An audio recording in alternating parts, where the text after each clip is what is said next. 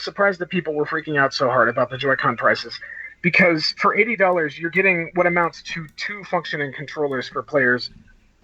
And I mean, I guess it's a little iffy because I mean, you could look at it as two mostly functioning controllers, or one big fully functioning one for Yeah. everything. But I mean, if you're looking to get them for like multiplayer play, that's a good deal. Like, Hmm. um, I'm still I'd say super they're salty about the whole nice. Amazon thing. Oh, There was at one point where Amazon flubbed up the Joy-Con prices and it was like $20 for two Joy-Cons. oh, I wish I could have jumped on that deal. I really dude, I do, didn't. but I missed it and I was That's so amazing. angry. I'm kind of thinking. I like those. I like those yellow ones. They're pretty neat looking. I don't mind any of the colors really, as long as I could get a pair of them for cheap Mm. prices, because I'd I don't like I'd like spending them to money. do pink at some point. Oh, it'll happen for sure. I will The buy the pink ones if I they ever I do will that. say that the red and the blue one are they're really nice when you use them as separate controllers, Oh but yeah, on the thing looks kind of derpy. I've got no problem with it. Yeah, I had to get a gray If one anything, it's nice because that of you can that. differentiate them. Oh yeah, In yeah. fact, I mean, even the system UI itself recognizes what color your thing is, so it'll show it as such on the controller setup screen. Yeah. So then that's nice. I actually really appreciate that. So like if you just have a bunch that are all different colors, it's really easy to tell them apart, Oh yeah. especially when yeah, no confusion. Um, I like it though, but like I said, if you get if a button breaks or the or something gets damaged, generally you should be able to just replace the controller and not have to buy an entirely new system. And that's what I appreciate about the Switch. Its modular design, I think, is a little more consumer friendly, just in that if something breaks, you don't have to buy a new one. Hmm. Yeah. I mean, unless the system itself gets broken, but that's not That's an entirely different issue. that's less likely than like a button getting destroyed or like a joystick getting snapped or something. Like it's Unless you drop it. well, I would never do that. Yeah. Have you guys Besides, it's not ever exactly built to be dropped. The Vita. Oh my God, the Vita. It's like they want you to drop it. I've dropped it so many times. It's really upsetting. it's the And same with the PSP. Like my the, god, they made their uh, handhelds ridiculously sturdy for some reason. the thing is, my Vita has been dropped so many times. It's not even funny. The thing is, it's frustrating because it's rounded and glossy and it's small. Like it's like they want you to drop it. You have Um, an original model Vita, I or do you do, have the I do. slip? I have an original model Vita. Ooh. Yeah, so do I. And the thing is, if I drop it one more time, I lose all of my PlayStation mobile games that I have saved. Oh And let me no. explain this. Explain why that is. So, PlayStation Mobile, that was a thing. You guys probably remember it or not. It really didn't leave much of an impact. I I I I don't have remember a it. It PlayStation. was like it was like a sub-platform that Yeah. where that between smartphones and Vita, where it was just sort of like an Android development package thing that could also be played on Vita, kind of. Um, so like there was just a number of games released for it digitally, of course. You could get them on your phone, you could get them on your Vita, they would work the same. Eventually they discontinued that. You can no longer download them from the store, and more importantly, you can no longer activate your system to be able to play them. Like, you know how you have to do the system activation thing to access your digital content, Yeah. Yeah. which by the way is going to be the death of all of our digital games. And this is why they stopped making it. They turned off the ability to connect to the PSN and allow and actually authenticate your system to play those. The problem is, if you drop your Vita on a hard surface, there's a good chance the memory card's going to think it's been ejected. And if the memory card is taken out of your system, it actually deactivates it for everything. And while I can for now at least get my Vita games back and video content or whatever, and be fine, it's still on my memory card. It'll be deactivated for PlayStation Mobile content. So that's 10 games that I have that would be completely gone, erased from history in my at least erased from my system, unplayable. Wow. That sounds like a huge pain in the This is ass. what's going to happen to all of our digital games one day because they work exactly the same. Hmm. Like, Thankfully, I don't have too many. I try not to. I only go digital when it's really cheap. Like, Oh yeah, I or, bought. or obviously Like, if it's a digital exclusive. I think I told Phil about that. Like, I bought Soul Sacrifice on the Vita for like $3. What? Nice. Yeah. You know, but that's why I follow companies like Limited Run Games because they go and approach developers of little independent games and stuff, and get them physical releases, very limited ones, albeit, Hmm. but they still exist. And I've got a handful of ones that I like from them. I've got Bit Trip 1 or 2 on disc. I've got Octodad Dadliest Catch. That was actually the first PS4 game I was really interested in playing. So I'm really glad I was able to get a physical copy down the line. Oddworld New and Tasty, that one's going for a pretty penny on eBay right now. Yeah. Oh god, what else? And a few others, I think. I got Thomas Was Alone. That one's not as impressive. But Is and that then at some point soon, I'm hoping to get the Bit Trip collection and the Night Trap 20th anniversary edition or 25th, which they're going to be doing soon. Hmm. And it's nice. I like that. I like that they're doing that. I'm actually kind of hoping that Polybius gets a physical release at some point because that is cool. Yeah. Like if there was one, I should actually go shout at Limited Run on Twitter and say that they should just say, hey, you guys should go talk to Jeff Minter about doing this one. Currently, they release them in really limited quantities. Of course, there's like a couple thousand for each game. Yeah. And unfortunately, they're first come first serve, but they are kind of fair in that they stagger them. Like half of them go up in the morning and half in the afternoon, so you're not completely sunk. Don't get it on the first try. Although I've had no problem because I've been on the dot time-wise every time. Every time there's one that I'm interested in. And although recently they have done a few, there was one that they've tried a open pre-order thing, and that's for Skullgirls Second Encore, which is going to be shipped out quite soon, actually. I wish I could have gotten that one. Yeah, I love Skullgirls. Such a fun game. They were like, hey, however many of you guys want it, pre-order, and we'll make that many. And it got over 10,000. And because it got over 10,000, they're also adding the Japanese voice tracks into all versions of the game. Oh, I wish I could have gotten that. Was it PS4 or Vita or both? Both. You could get it for both. Either or both. And I think you might have a chance later. I think on like Black Friday, I think they sell whatever extras they have because they hold on to some just in case somebody's order gets lost or damaged or something. And so if you want to keep an eye on them, there might be a chance to get one at some point, just down the line. I prefer to get the PS4 copy, but if I got a Vita copy, I'd be happy because I love Skullgirls. They're making both of them, but it's just the pre-orders ended months ago. Yeah. Huh. See, usually they don't even do pre-orders. Usually they just put them up, first come, first serve. They're already made. They send them out. But for Skullgirls, they knew that it was a potentially more lucrative popular one to do. Game. Yeah. They did open pre-order, and I'm hoping they do more of those because that would be more fair for the consumer. Do they just do this for purely games that are digital only everywhere, or do they do it for games that never got a physical release here?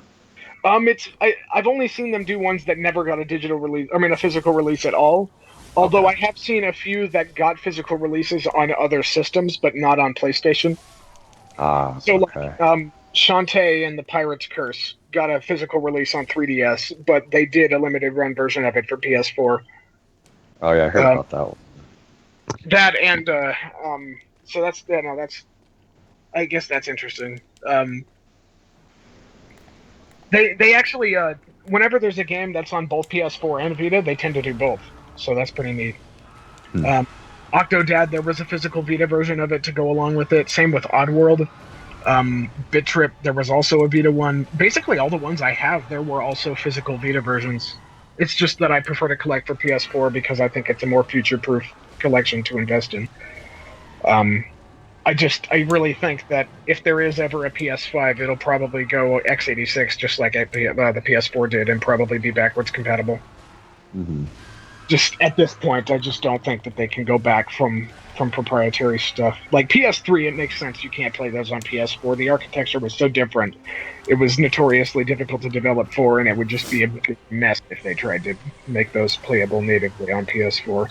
But x86 is just easy to work with for everyone, just because it's familiar. Same thing that most PCs use. And I imagine they'll probably just continue to do that in the future, and we'll probably have backwards compatible systems again. Hmm. It'll be So, nice. quick question on limited print, and this is just something fun to ask and talk about. I think we might have talked about this before, Mason, but I don't think I've ever asked Phil about this. What's up? First question is, are there any limited edition games that you were kind of sad about not getting? Ooh, And the second one is, what is some of your favorite limited editions that you own, or maybe most valuable limited editions that Okay. you own? I'll need a minute to think that over. I have no limited edition, except for that No. Skyward Sword. That is it. Except that's not really Um, limited edition. You know what? On the topic of Zelda, I would say I really would have liked to have the special edition of Breath of the Wild, but I wasn't actually a big fan of Zelda when I pre-ordered. Yeah. So I just left that special edition. I mean, I actually think the people in front of me already got all of them anyway, so I don't think I would have been able to get it even if I had wanted it at the time. But that Sheikah Slate case looked really nice, Yeah. and that's what I would have wanted it for. Um, but that's not a huge deal. As far as my favorite limited edition, I think I mentioned this to you, Devin. I have the Spyro Collector's Edition box set trilogy for PS1. Yeah, I'm super jealous of that. Like, I actually really. found out it's not nearly as expensive now as it was when I got it, so you may want to jump on it if you can. Like, I think it's actually down to like the low double digits. I mean, not low double digits, but like the $50 to $70 range at some places. Oh, That is with the box and everything. So I feel like my family got gypped when they got this for me for Christmas, but you couldn't find one for any less at the time, so. And that was a few years ago. Either way, I'm really glad I have it, because all three games are in like pristine condition, and of course they're the collector's edition copies, which are the most updated ones, since there were some game-breaking bugs in the original prints of the games, yeah. or at least two of them, three specifically. But I love that. I've also got special edition wise.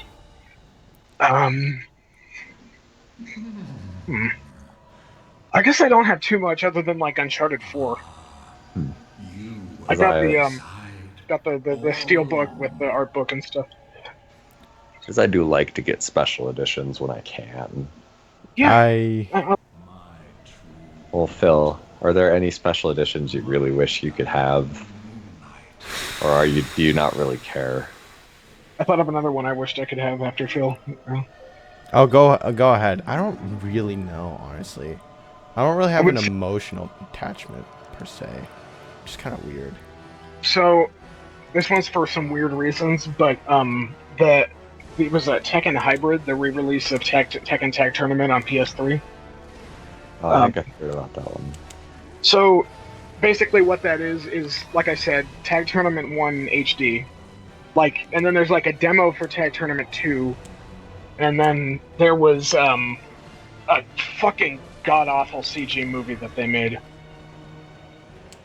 Ugh.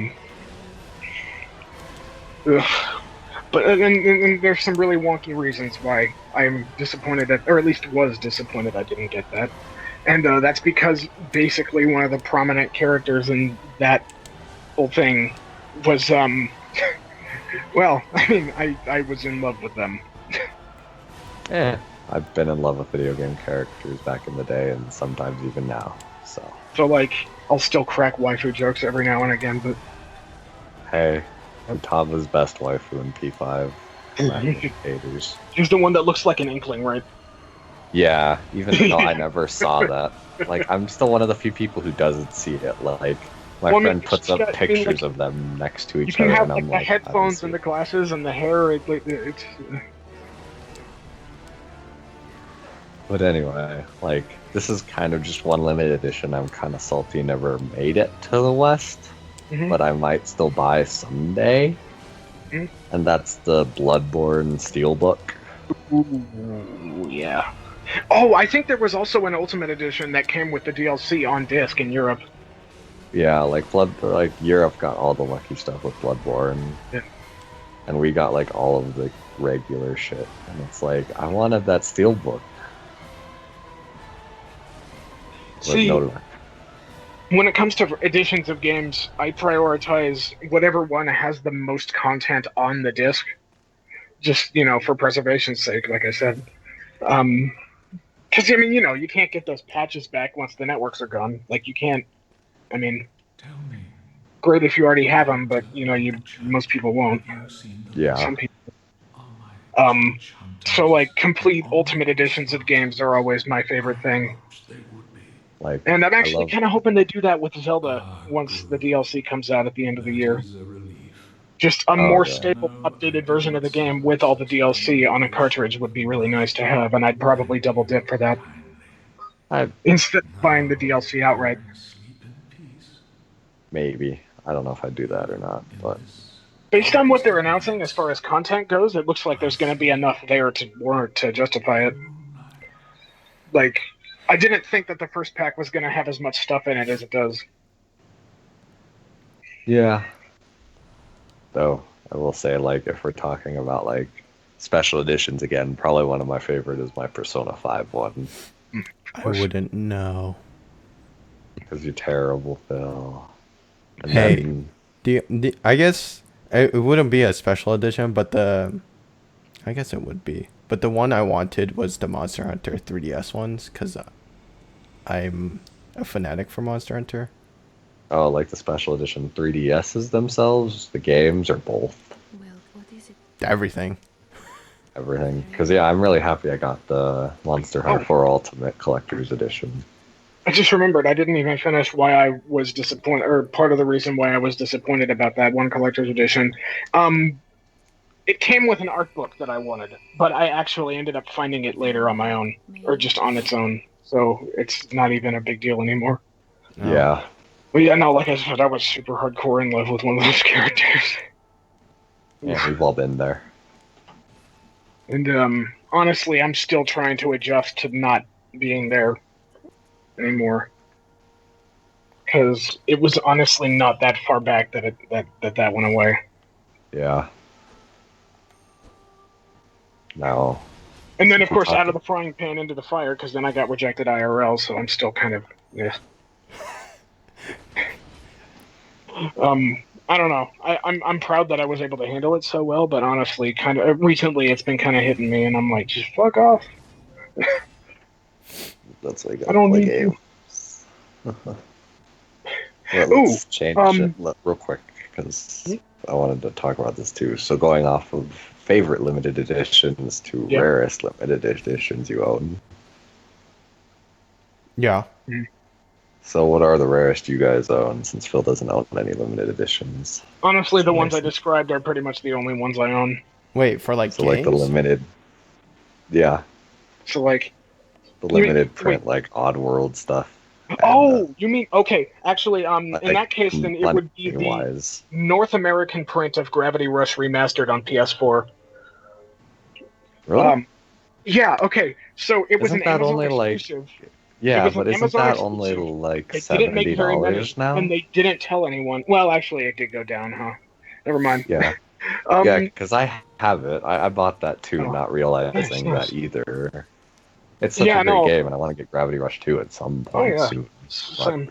For a while, the Spyro one was the collection was the most expensive thing I owned, but that's not the case anymore. Seems like everything I get goes down. So probably the most expensive things I own would probably be the limited run stuff that I've got, like Oddworld and Octodad and maybe I've got like the Zelda GameCube stuff. I've got like the collector's edition box collection thing and Twilight Princess on GameCube, which aren't that bad. I wouldn't know what is the rarest, honestly. So yeah, like I did a little research with one of my friends since I was going through my game stuff since I remodeled my den area. Yeah. And we decided to look up some of my games, and I think the rarest thing I own was the limited edition of Pokemon Heart Gold. Ooh. Like the big box that came with the Ho-Oh figurine and the Pokewalker with the special like skin. I don't know if you've ever seen it before. I haven't. But it, like, at least on Amazon, they were going for like 600. Oh shit! I'm looking at eBay now about Oddworld. I'm gonna look at the sold listings just to be sure. Wow. Okay. So I don't know how much of a difference it makes that I opened mine because I still keep all my stuff in incredibly good condition anyway. Yeah. So I don't think it would. And also, as somebody who's worked at a used game store, I know that it doesn't take off too much in most cases. Well, yeah, it'd be like underused, very good condition type thing. It's pretty much like new, actually. Yeah. Like I there's no wear. The only wear happened in the post when it was sent to me. Like yeah. But I'm seeing it going for like as high as 150. So that's probably the most expensive thing I've got right now is that copy of Oddworld. Let me take a look though for see if Gravity Rush is still where it was. I don't have anything rare. What is a rare game? I wouldn't know. Okay, yeah, no, Gravity Rush Remastered has gone down for the US print still. Yeah, it's worth around 60. And then, of course, foreign prints are less, like 30. Do you use eBay or Amazon for most of your price checks? No, I don't use. Well, technically both. There's a website called Price Charting, where it's made for video games, and that's what the store I worked for used. And it averages out most of that stuff, and there's filters you can choose and stuff like that. Could you link it in the Skype chat real quick? Sure thing. It's very useful. I use it for most of that stuff. How do I do it? How do I link? Just copy the URL and post it as a message in Skype. Yeah, if you open up the, like you're in the full Windows Skype chat at the top, it should have like a little hide IM thing next to like your call quality connection and like the options. Where? At the very top, if you full screen our current call, look at the top right. And it should have like a little thing that says IM, hide, or show. Here you go. There we go. But, I mean, it's literally just pricecharting.com. But yeah, no, you can, it averages out basically as many of their major retailers as it can. Not everything is listed there, and the limited run stuff might not be, if I'm being honest. Oh, they don't show the limited edition stuff, do they? Okay. They do show limited edition versions of things. Like that's like collector's edition things, you mean? Yeah, because I can't find the Pokemon Heart Gold one. What's with these ridiculous prices? Hang on. If it goes straight to Heart Gold when you search it, sometimes it jumps to conclusions. Sometimes you need to actually like search more general. Where is it? Heart Gold. I guess Heart Gold one isn't listed there. Sometimes they list them, sometimes they don't. I don't know what the deal is. I wouldn't know what any of these. It's not the most complete, but it is very useful for most like things. I don't know. Because at least this is what I'm talking about that I own. Let me see. $600. That's pretty neat. Yeah, I don't know if that's how much it's. I don't know if that's worth. How much it's worth. Well, if you want to check, you could use eBay and then just click the sold listings checkbox to see what people are actually buying it for. I'll go ahead and do that. Yeah. Harktold itself is not that ridiculous. Okay, let's see. Sold listings.